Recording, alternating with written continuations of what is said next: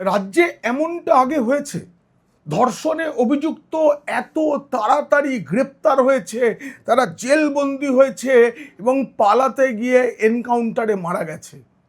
বাকিরাও বন্দি। দিকে দিকে বার্তা চলে গেছে ধর্ষণের সাজা কি হতে পারে। এটাই তো পরিবর্তন। কিন্তু আমরা তো তাতে অভ্যস্ত নই। আমাদের অভ্যাস ছিল কোনো ধর্ষণের ঘটনা ঘটলে মুখ্যমন্ত্রী বলবেন মেয়েটি প্রেগন্যান্ট ছিল, মেয়েটার অ্যাফেয়ার ছিল, মেয়েটা সন্ধ্যের পর কেন বেরিয়েছিল, এটা তো ছোট ঘটনা। শাসক দল বলবে দর কষাকষি করতে গিয়ে ধর্ষিতা। কিন্তু এবার মুখ্যমন্ত্রী বলেছিলেন সর্বোচ্চ সাজা হবে, এমনকি পুলিশের গাফিলতি থাকলে তারও তদন্ত হবে। কেন প্রথম দিকে গাফিলতি করেছে পুলিশ, তার জন্য 72 ঘন্টা সময় দেওয়া হয়েছে ডিজিকে। এনকাউন্টার কিভাবে হলো তারও তদন্ত হবে। কিন্তু এসবের আড়ালে এক গভীর চক্রান্ত চলছিল, গভীর ষড়যন্ত্র। আজ আমি সেইটা ফাঁস করব। একই সঙ্গে মুখোশ খুলে দেবো শাসক দলের এবং সিপিএম এর।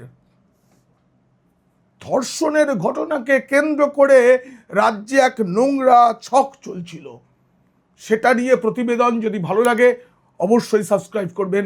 পিনাক্কি বলছে, এখন ধর্ষণের কি সাজা হওয়া উচিত, কি হচ্ছে, কি হতো সেসব তো আমরা জানি, কিন্তু এর পিছনে কি নোংরা চক্রান্ত ছিল সেটা জানতে দেখুন ও শুনুন পিনাক্কি বলছে, জার্নালিজম ফর ভারত।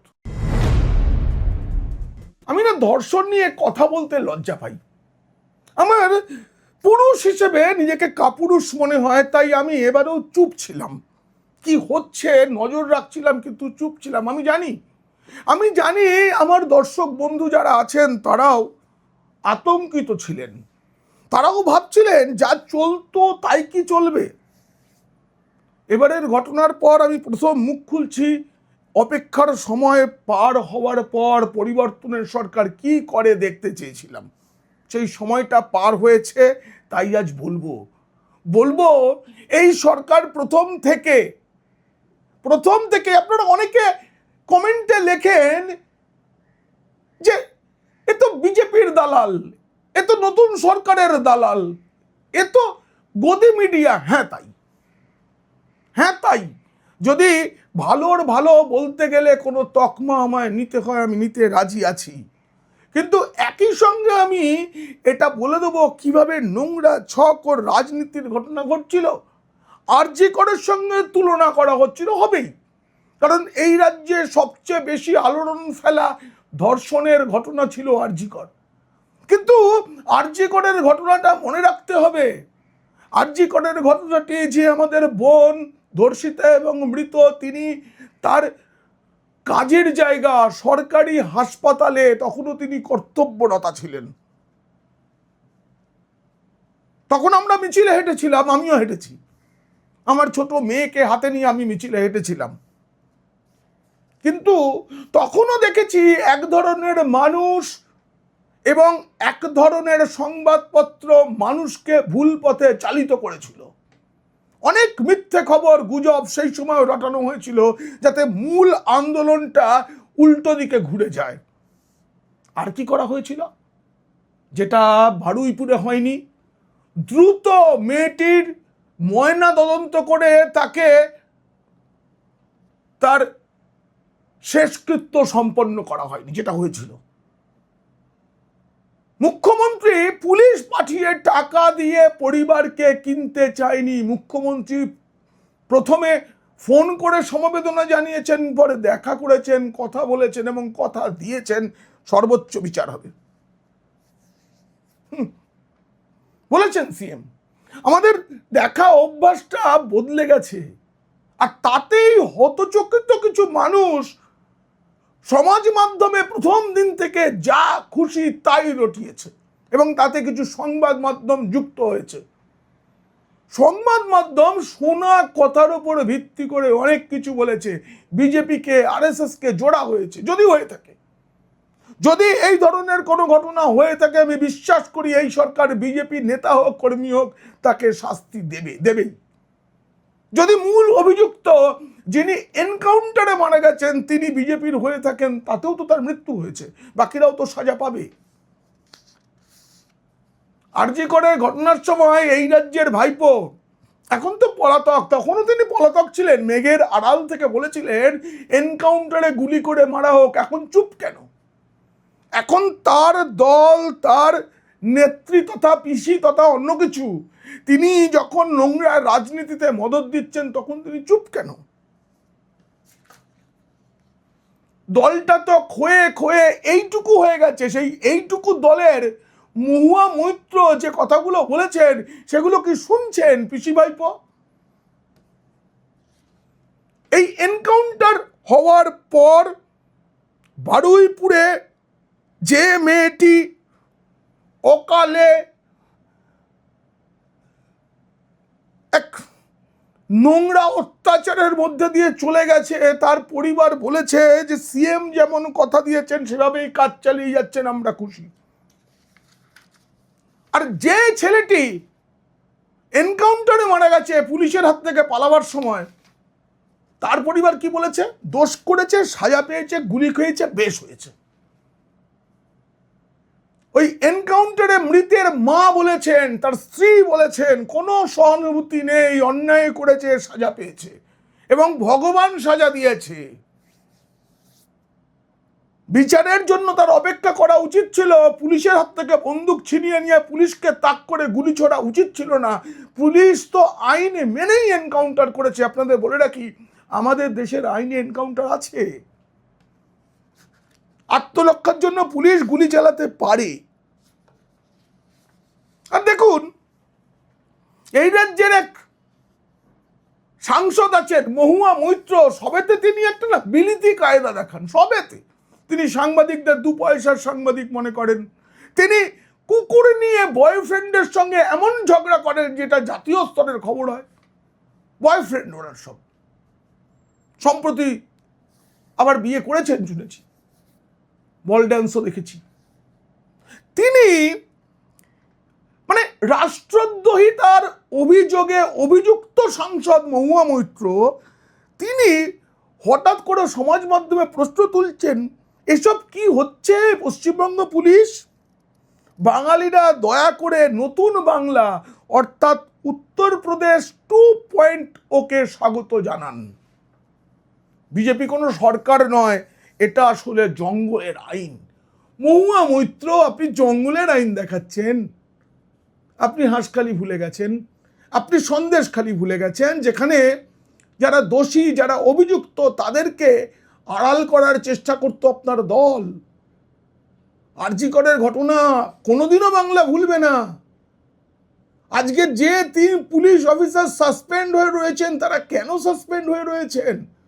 তাদের আরো 3 মাস 4 মাস কেন, সারা জীবন হয়তো সাসপেন্ড হয়ে থাকতে হবে যতদিন না বিচার হচ্ছে। তারা কি করছেন? আপনাদের পিসি তথা দিদি, তিনি কি কি নির্দেশ দিয়েছিলেন আরজি করে অভয়ার দেহ পুড়িয়ে ফেলার জন্য, দ্রুত ময়না তদন্ত করার জন্য কি কি নির্দেশ দিয়েছিলেন, প্রমাণ লোপাটের জন্য কি কি করা হয়েছিল, ইন্দিরা মুখোপাধ্যায়কে দিয়ে কি কি মিথ্যা বলানো হয়েছিল, সব রেকর্ড তো বর্তমান সরকারের হাতে রয়েছে। মুখ্যমন্ত্রী এবার বিচারের তদন্তের মধ্যে এসে গেছেন। এই এনকাউন্টারকে আমি মনে করি ঈশ্বরের ন্যায় বিচার। আইনি এনকাউন্টারের বিধান রয়েছে। কোনো অপরাধী যদি পুলিশকে গুলি করতে চায়, তাই তো হয়েছিল রাত 1টা নাগাদ পুলিশ যখন ওই এলাকায় তাকে নিয়ে গেছে, পুলিশের হাত থেকে বন্দুক ছিনিয়ে নিয়ে গুলি চালিয়েছিল সে। ভাগ্যিস কোনো নিরপরাধ পুলিশ সেখানে আক্রান্ত হয়নি। আর তার আগে সিপিএম এবং তৃণমূলের একটা নোংরা চক্রান্ত, যেটা আমি বলছি একটু পরে আপনাদের, ওই এলাকায় একটা অ্যানার্কি তৈরি করতে চেয়েছিল, হিন্দু মুসলিম একটা বিভাজন তৈরি করে দিয়ে একটা মারপিটের পরিবেশ, একটা দাঙ্গার পরিবেশ তৈরি করতে চেয়েছিল। ঘটনা অত্যন্ত লজ্জাজনক, দুর্ভাগ্যজনক। পুলিশ তার ব্যবস্থা নেবে। পুলিশ যদি দেরি করে ব্যবস্থা নেয়, সরকার ব্যবস্থা নেবে, বিচার ব্যবস্থা আছে। কিন্তু রেলের লাইন উপড়ে ফেলা হলো কেন? দোষীর বিচার আইন আদালত করবে, কেন একজনকে পিটিয়ে মারা হলো? এটা কি মগের মুলুক নাকি?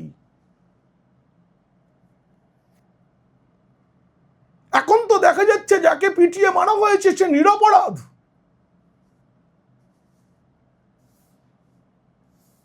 এনকাউন্টারের পর রাজ্যের মানুষ কি চাইছেন আমি জানি না। পশ্চিমবঙ্গ প্রদেশ কংগ্রেস সভাপতি চেনেন তারা, শুভঙ্কর সরকার, দলটা তো ডাক টিকিট হয়ে গেছে। সেই ডাক টিকিট দল এর বিচার বিভাগীয় তদন্ত চেয়েছেন। কেন চাইতে গেলেন আপনি জানেন না যে এনকাউন্টার হলে তার তদন্ত হবেই, এটা নিয়ম।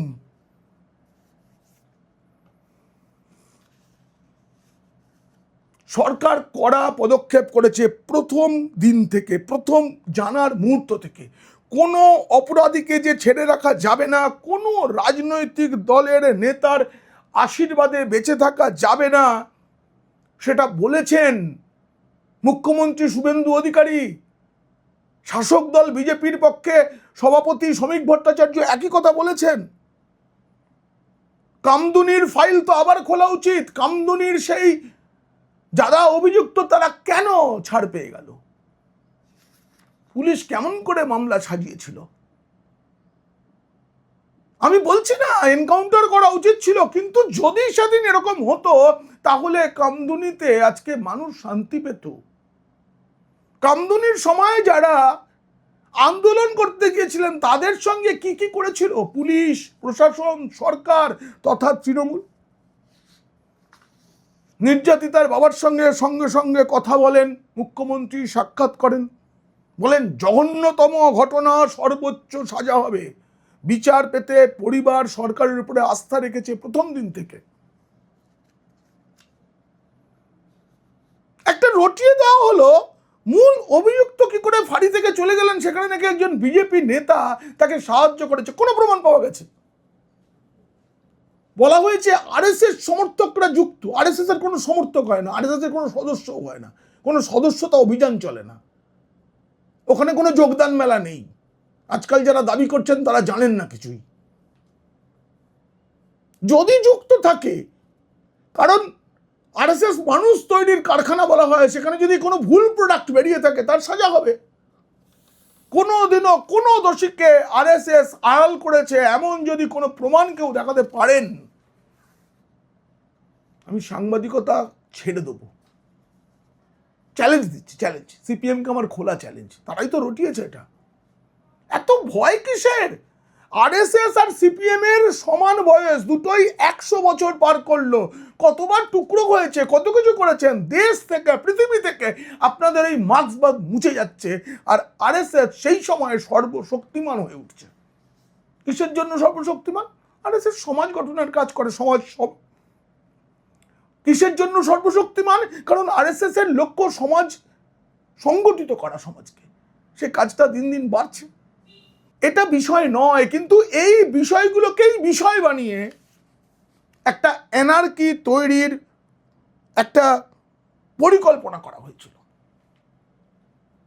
প্রথমেই রাজ্যের মন্ত্রী অগ্নিমিত্রা পাল তিনি চলে গিয়েছিলেন, শুভেন্দু অধিকারী গেছেন। আরজি করের যে নির্যাতিত অভয়া, তার মা রত্না দেবনাথ এখন এই রাজ্যের বিধায়ক। কে দিয়েছে এই সম্মান? তিনি বলেছেন যে বারুইপুরের ঘটনা তৃণমূলের দুর্নীতির ফল, মানুষের চেতনার বিকাশ ঘটতে দেয়নি মমতার সরকার। একদম সঠিক কথা। দিনের পর দিন ধর্ষিতার পক্ষ না নিয়ে ধর্ষকের পক্ষ নিতে নিতে একেবারে মানুষকে প্রশ্রয় দিয়ে মাথায় তুলেছেন। মানুষ বলতে চাইছি দুরাচারী, দুষ্কৃতী, পিশাচদের। কসবা ল কলেজে যারা ধর্ষণটা করেছিল তারাও আইনের ছাত্র, যাকে করা হয়েছিল তিনিও আইনের ছাত্রী। সবাই কিন্তু আইন জানেন, তারপরেও তারা করেছেন, কারণ জানেন যে এ রাজ্যে আইনের শাসন নেই। টিএমসিপির মেয়েকে, টিএমসিপির দাদারা, কি হয়েছে তারপর আপনারা কেউ জানেন? কি করে মিটমাট করিয়ে দেওয়া হলো, এবং মিটমাটে ম্যাঙ্গোরা তো আসলে প্রশ্রয় পেল তারা। কিন্তু এই এনকাউন্টার যে কারণে যেভাবেই হয়ে থাক বুঝিয়ে দিল দর্শকের সাজা ঈশ্বর এইভাবে দেন। চেতনার বিকাশ ঘটছে এতে, চেতনার বিকাশ। দুরাচারীরা বুঝতে পারুক আগে যে অত সোজা নয় পালানো। আনন্দবাজার পত্রিকা, দেখুন আনন্দবাজার পত্রিকা এই ঘটনা নিয়ে একটি সম্পাদকীয় লেখে। তাতে লেখা হয়, মানে শিরোনামটা ছিল উদ্বেগজনক। হ্যাঁ, এই ঘটনাটা সত্যি উদ্বেগজনক, কিন্তু তার চেয়েও উদ্বেগজনক সেকু মাকু পাকুদের প্রশ্রয় দেতা আনন্দবাজার পত্রিকা খবরের কাগজটি। ওই প্রতিষ্ঠানে দীর্ঘদিন চাকরি করার পরেও আমি বলছি, তখনও দেখেছি, এখনো দেখছি, তারা সম্পাদকীয়তে লিখছেন, দক্ষিণ 24 পরগনার ধর্ষণ ও হত্যাকাণ্ড রাজ্যবাসীকে স্তম্ভিত করেছে। ঠিক, তার পরবর্তী ঘটনাক্রম কম ভীতিপ্রদ নয়। অভিযোগ, মেয়েটিকে খুঁজে পাওয়া যাচ্ছে না। পুলিশের কাছে সে সংবাদ পৌঁছানোর পরও পুলিশ যথেষ্ট সক্রিয় হয়নি। এলাকাবাসী স্থানীয় সিসি ক্যামেরা দেখে খোঁজখবর করে অভিযুক্তকে চিহ্নিত করে। পুলিশকে সহযোগিতা যদি সাধারণ মানুষ করে থাকে তাতে দোষের কি? মানে আসলে আনন্দবাজার বলতে চাইছে পুলিশ নিষ্ক্রিয় ছিল। এই রাজ্যে পুলিশকে কবে সক্রিয় করা হয়েছে? সবে তো 2 মাস হয়েছে নতুন সরকারটা। আনন্দবাজার ওই সম্পাদকীয়তে একবারও প্রশ্ন তুলল না পুলিশের উপর আক্রমণ কারা করা হলো। পুলিশের সম্পত্তি মানে জীব, সে তো আমাদেরও সম্পত্তি, সেটাই যারা আগুন দিয়ে জ্বালিয়ে দিল তারা কেন করলো? তাতে কি ধর্ষিতার বিচার হয়েছে? তারপরে লেখা হচ্ছে, সম্পাদকীয়তে লেখা হচ্ছে, নিহত মেয়েটির দেহ শনাক্ত হওয়ার পরও নাকি স্থানীয় এক প্রভাবশালীর কথায় পুলিশ অভিযুক্তদের ছেড়ে দেয়। দীর্ঘদিন সাংবাদিকতা করেছি, সম্পাদকীয় কি নাকি দিয়ে অভিযোগ দিয়ে হয়? লিখে দিলাম, খবর তো খবর, নিউজের মধ্যে ভিউজ মেশানো আজকের স্টাইল, কিন্তু সম্পাদকীয় তো একটু উচ্চ শ্রেণীর মানুষেরা পড়েন, তাদেরকেই নাকি অভিযোগ দিয়ে সংবাদপত্রের সম্পাদকীয় হচ্ছে ওই প্রতিষ্ঠানের বক্তব্য, এবং সেই বক্তব্যটা একটা নির্ণায়ক বক্তব্য যে আমরা এই সিদ্ধান্তে অবনীত হয়েছি, সেখানে নাকি অভিযোগ। আমার জানার চেষ্টা থাকবে না যে সত্যিই কি ওই ব্যক্তির কথায় তাকে ছেড়ে দেওয়া হলো কিনা? এরপরে আরো লেখা হচ্ছে, আপনারা শুনুন, স্ক্রিনেও দেখুন। প্রশাসনের উপরে ছড়ি ঘোরানোর অধিকারটি অবৈধ খাজানা আদায়ের প্রধানতম আয়ুধ হয়ে উঠেছে গত 15 বছরের পশ্চিমবঙ্গে। দিদির একটু নিন্দা করে ফেলেছে, কিন্তু যাকে দেখতে নারী তার চলন বাঁকা, বিজেপিকে তো আক্রমণ করতেই হবে, কারণ সেকু মাকু পাকুদের সমর্থনকারী সংবাদপত্র আমরা। ওপরে লেখা থাকে বড় করে বন্দে মাতরম, কিন্তু বন্দে মাতরমের মধ্যে পৌত্তলিকতা খুঁজে পায় এই কাগজই। লেখা হয়েছে 2026-এর ভোটে রাজনৈতিক পালাবদল হয়েছে, তবে এই অপরাধ অভ্যাসগুলি পাল্টায়নি বলে যারা আশঙ্কা করছেন তাদের দোষ দেওয়া মুশকিল। আশঙ্কা সত্য নয়, কিন্তু যারা আশঙ্কা করছেন, যারা সিদ্ধান্ত নিয়েছেন নয়, আশঙ্কা করছেন, তাদের দোষ দেওয়া যায় না। অভিযুক্ত প্রভাবশালী শাসক বিজেপির সঙ্গে যুক্ত বলে ইতিমধ্যেই অভিযোগ উঠেছে। খুব ভালো, অভিযোগ নিয়েই লেখা হোক। বারুইপুরে অপহরণ ধর্ষণ ঘটনা ইতিমধ্যে যেভাবে শাসক দলের সমর্থকদের নাম জড়িয়েছে, তার প্রেক্ষিতে কেউ অনুমান করতে পারেন সরকার পাল্টানোর পর গত 2 মাসে প্রশাসনের শীর্ষ স্তর থেকে যে ধরনের বার্তা ধ্বনিত হচ্ছে সেগুলি এখনো সমাজের নিম্ন স্তরে পৌঁছয়নি। ঠিক কথা, কিন্তু এই যে শাসক দলের সমর্থকদের নাম জড়িয়েছে, তারপরে এনকাউন্টার, তারপরে অ্যারেস্ট, তারপরে সাজা, কি লিখবে? থুতু চাটবে তো, যে না হিন্দু বলে ছাড় পাওয়া যায়নি, এই যে কথাগুলো লেখা হচ্ছে না শাসক দলের, তার কারণ হচ্ছে ওই নিপীড়িতা মৃতা মেয়েটি মুসলিম পরিবারের। এইটা আপনাদের মনে রাখতে হবে, এটাই তো রাজনীতির কেন্দ্রবিন্দু। সেকুমাকু বাঁকুড়া তো এটাকে ধরেই চিরকাল রাজনীতি করেছে অন্যদের সাম্প্রদায়িক বলে। এই যে বলা হচ্ছে না অভিযুক্তরা সকলে বিজেপির সমর্থক বা কর্মী কারণ তারা হিন্দু, কিন্তু প্রশাসন তো বার্তা দিয়ে দিয়েছে যে অপরাধীর কোনো ধর্ম নেই। এক্ষেত্রে